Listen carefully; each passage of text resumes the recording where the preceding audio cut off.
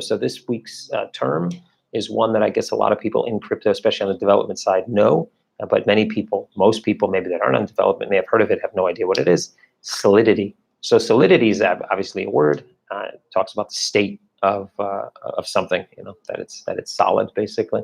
But here, Solidity, we're talking about a programming language. So it's a programming language, I think, that pulls pieces of C++, Java, Python, a few other known programming languages. And it's basically a way to make small programs that sit on the back of blockchains, mainly Ethereum.